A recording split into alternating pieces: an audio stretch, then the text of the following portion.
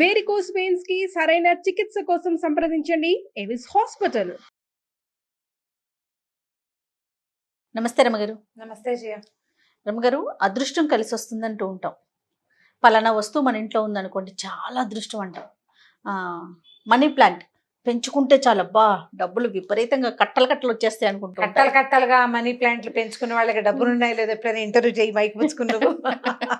తప్పకుండా అట్లా కొన్ని నమ్ముతూ ఉంటాం కదా, నిజంగా అసలు అది సాధ్యమవుతుందా? అదృష్టాలు వస్తువుల్లో కానీ ఎట్లలోనా ఉంటాయో ఉండవు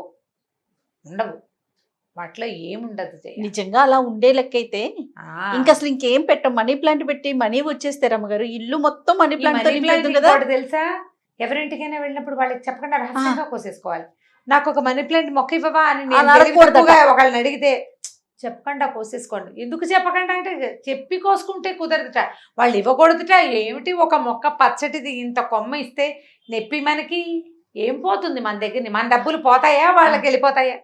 అంతేనట. నేను విన్నాను. నన్ను అడగకు, నీకు కావాల్సింది కోసుకో అని చెప్పింది మా అక్కయ్య గారు కోడలు కూడా. నువ్వు కామ్గా వెళ్ళేటప్పుడు కోసుకో, నన్ను అడగపోక. ఇంటికి తెచ్చారా? అడగకూడదు, కోసుకోకూడదు. అడగకుండా ఏం కోసుకుంటాను మనిషి. నేను తెచ్చిస్తాను రమ్మగారు మీకు. మనీ ప్లాంట్ తోటి మా ఇంట్లో మనీ ప్లాంట్లు బాగా రావు చెయ్య. నేను ఎవరింట్లో మనీ ప్లాంట్ చూస్తే నాకు ఆశ్చర్యం కడుతుంది. ఏమిటి వీళ్ళు ఎలా పెంచుతున్నారు? నాకు మెంతులు కొత్తిమీరలు అవి బాగానే వచ్చేస్తాయి. అవునా? మెంతులు కొత్తిమీర ఇప్పుడు మైక్రో గ్రీన్స్ బాక్సులు నిండా రమ్మగారు. మీరు చెప్పిన తర్వాత అంతకు ముందే నేను మన రైతులు చేశాం కదా, పెట్టాను. మెంతులు రాలేదు రమ్మగారు, నాకు ఆవాలును శనగలు ఇవన్నీ వచ్చేసినాయి. ఏదో మిస్టేక్ చేశాను అనిపించింది నాకు. మెంతులు కొంచెం మారిపోతుంటాయి. ఆవిడెవరిదో ఒక వీడియో ఉంది, మెంతులు పడిపోతున్నాయా మెంతి మొక్కలు ఇలా చేయండి అని. ఎలా చేయాలో వినలేదు, అది మాత్రం చూశాను. చచ్చినా నాకు మనీ ప్లాంట్ రాదు. అవునండి, నేను ఇస్తాను, ట్రై చేయండి ఇంకోసారి. చూద్దాం. నేను ఎప్పుడు నీటిలో పెడతాను, ఎంత పెట్టానో అంతే సంవత్సరమైన అలాగే ఉంటుంది. అది ఏం అవ్వదు, పెరగట్లా. అది పెరగదు తరగదు, అలాగే కూర్చుంటుంది. ఏమిటో మరి నా డబ్బులు కూడా అలాగే ఉన్నాయి ఏమిటో. ఏమో మరి. ఏమీ లేదు, అవన్నీ మన తాలూకు ఉద్దేశాలు. ఏంటంటే మన ఇంట్లో ఒక మొక్క, ఒక వస్తువు, ఓ దేవుడి పటం, మన వాకిలి గుమ్మానికి పసుపు, ఇవన్నీ మనకి ఒక పాజిటివ్ ఎనర్జీని ఇస్తాయి, సంతోషాన్ని ఇస్తాయి, ధైర్యాన్ని ఇస్తాయి జీవితానికి. ఇప్పుడు ఏదైనా డబ్బు సమస్యల్లో ఉన్నారనుకో, మనం కొన్ని దేవుడి పుస్తకాలు అట్లా చూస్తుంటామా, వాకిట్లో 2 పక్కల 2 బొగ్గు ముక్కలు పెట్టండి, దురదృష్టం బయటికి వెళ్ళిపోయి అదృష్టం వస్తుంది. దాని సంగతి ఎట్లా ఉన్నా రోజు బొగ్గులు ఉడుచుకోవాలి, అది ఒకటి ఉంటుంది. వాకిలి గుమ్మం పక్కన అటు ఇటు 2 చుక్కల పాలు పోయటం, లక్ష్మీప్రదం, లక్ష్మీదేవి వస్తుంది. పాలు క్షీరసాగరంలోంచి పుట్టినవి, అంటే అమ్మవారు జన్మించిన విషయం. నేల మీద పోస్తే ఇట్లా నువ్వు తొక్కే చోట, చెప్పులు పెట్టుకునే చోట, ఏమిటో ఆ కాన్సెప్టే అర్థం కాదు నాకు. ఇంకా అదృష్టం వస్తాయని అవేవో పెట్టుకోండి, పర్సులు ఇవి పెట్టుకోండి, గుమ్మానికి అవి తగిలించండి, వాకిట్లో వించెమ్స్ టింగ్ టంగ్ టింగ్ టంగ్ సౌండ్స్ వచ్చేవి. విరక్తి వస్తుంది. రాత్రిపూట ఎప్పుడైనా గాలి వస్తే ఆ టింగో టంగో టంగో అని మోగి దాన్ని విరక్కొట్టి పారేద్దాం అనిపిస్తుంది. దానివల్ల వచ్చే అదృష్టం ఏముందో తెలియదు, కానీ విసుగు ఎక్కువగా ఉంటుంది. అదృష్టాలు వస్తువుల్లో లేవు, విలువల్లో ఉన్నాయి, విధానంలో ఉంది. ఇవి 2 సరైన ఉంటే ఆటోమేటిక్గా వచ్చేస్తాయి. ఒక మంచి పాత కథ ఒకటి ఉంది, చెప్తాం చూడు. ఎవరి అదృష్టం వాళ్ళది, మనం చెప్పలేకపోతాం కదా, చెప్పలేము మనం. అంతే కదండి. ఒక ఊళ్ళో ఒక ఆయన ఉండేవాడు. ఈయనకి కాస్త ఏదో కొద్దిగా పొలం ఉంది, కాసిన గేదెలు గొడ్లు అవి ఇవి ఉన్నాయి. ఏమిటో పెద్దగా కలిసి రావట్లేదు, డల్గా దీనంగా ఉండేవాడు. ఆయన ఫ్రెండ్ ఒక ఆయన వచ్చాడు. ఈ ఫ్రెండ్ వచ్చిన ఆయన ఎవరు? వాళ్ళకు ఒక మేనబావ, దూర బంధువు. అయితే సరే ఏమన్నారు, ఒకళ్ళ కష్టాలు ఒకళ్ళు చెప్పుకున్నారు. ఏముంది, మీ ఊళ్ళో ఎలా ఉంది, మీ ఊళ్ళో ఎలా ఉంది, పంటలు బాగా పడితే ఏం పంటలు రా బాబా, ఏది పెద్దగా వ్యవసాయం కూడా కలిసి రావట్లేదు, గొడ్డు గోదా ఉన్నా ఖర్చులకు సరిపోతున్నాయి, ఏమీ డబ్బులు పెగలటలేదు, ఏమీ లేదు అన్నాడు అని చెప్పాడు ఈ ఊళ్ళో ఉన్న ఆసామి. ఈ వచ్చిన బావ ఏమన్నాడంటే, ఒక 2 రోజులు ఉండనీరా, నాకు ఏదైనా తడుతుందేమో నీకు చెప్తానన్నాడు. సరే 2 రోజులు గడిచింది. 2 రోజులు గడిచాక ఆ బావ వెళ్ళిపోతూ ఏం చెప్పాడంటే, ఒరే ఒక మంచి విషయం ఉందిరా, ఈ మీ ఊరి పొలిమేరల్లో మీ పొలాలు అవి దాటాక ముందుకెళ్తే అక్కడ ఒక మంచి చక్కటి చెట్లు ఉన్నాయిరా, వాటి మీదకి వాలే హంసలు అదృష్టాన్ని తెస్తాయి. కాకపోతే ఆ అదృష్టాన్ని తెచ్చే హంస పొద్దున్నే వస్తుంది, సాయంకాలం వస్తుంది. పొద్దున 6, సాయంత్రం 6. నువ్వు 6 గంటలకల్లా ఈ పొలాలన్నీ దాటి ఆ చింతల తోపు దగ్గరికి వెళ్ళావా, హంసలు వస్తాయి. నీ టైం బాగుంటే నీకు కనపడుతుంది అది.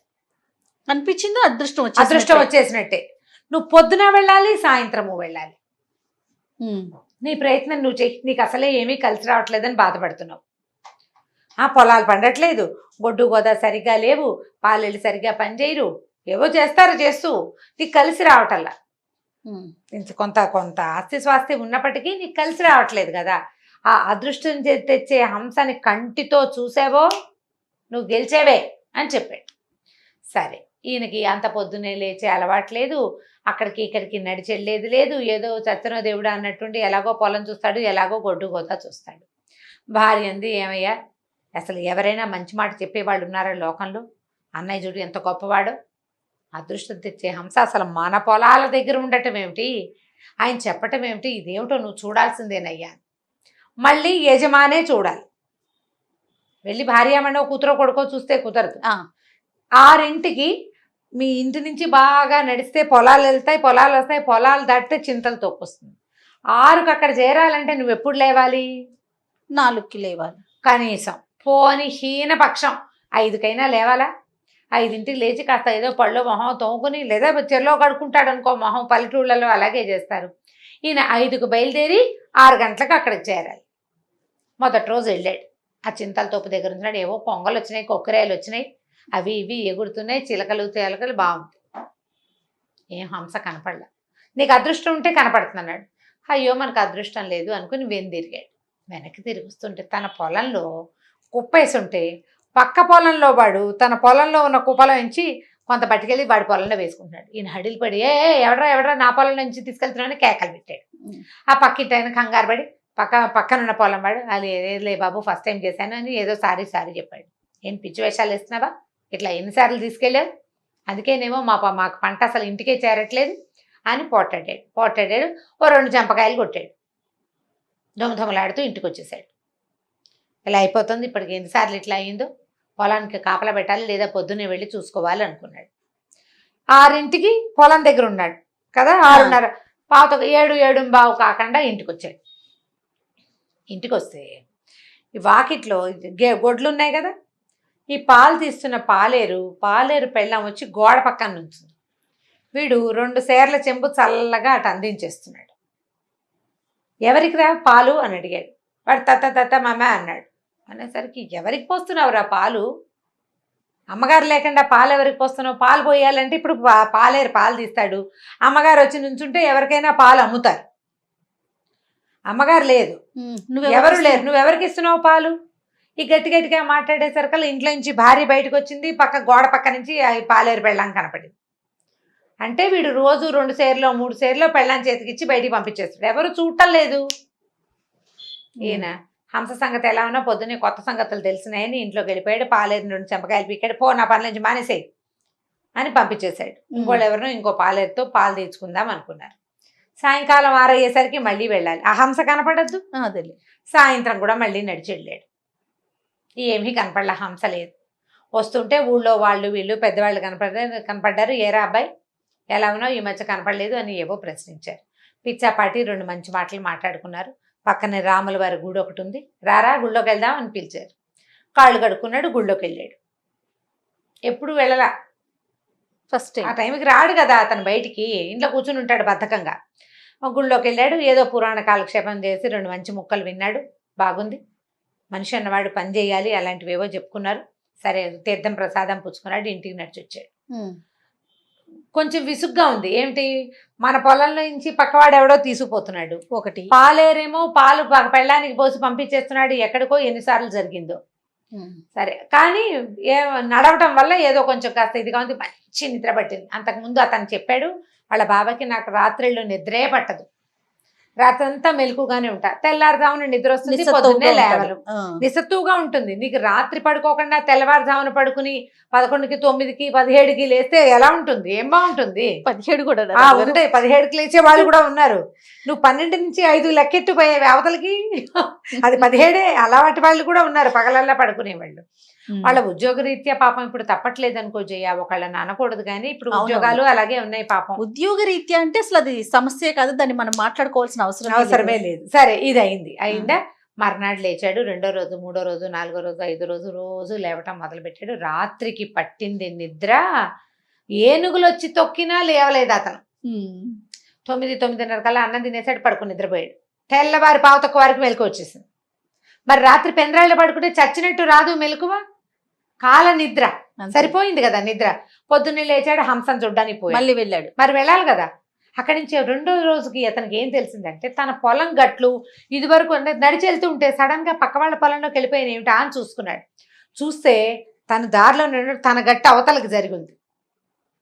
అంటే తన పొలం చిన్నదైపోయి పక్కవాడి పొలం పెద్దదైపోయింది. ఎలా? నువ్వు చూసుకోవట్లేదు, వాడు జరిపేశాడు అంతే. అక్కడి నుంచి చర్చలాడుతూ మళ్ళీ ఊళ్ళోకి వెళ్ళి పెద్దవాళ్ళు 2-3 పిలిచి నా పొలం గట్లు జరిపేశారు మా పక్క పొలాల వాళ్ళని, వాళ్ళతో చూసుకుని ఎవరినో పిలిచి వాళ్ళని కొలతలు వేయించి మళ్ళీ పొలం గట్లు సరి చేయించాడు. సాయంకాలం మళ్ళీ వెళ్ళాడు, గుళ్ళోకి వెళ్ళాడు.